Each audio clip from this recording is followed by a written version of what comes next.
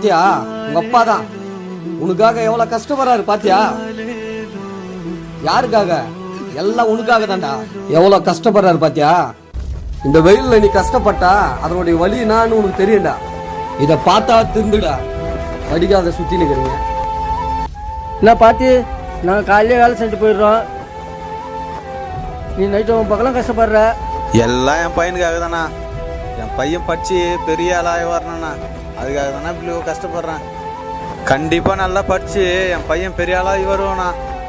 டேய் சார் போயிட்டு இருக்காங்க, போலாம் மச்சான், வாடா போலாம்.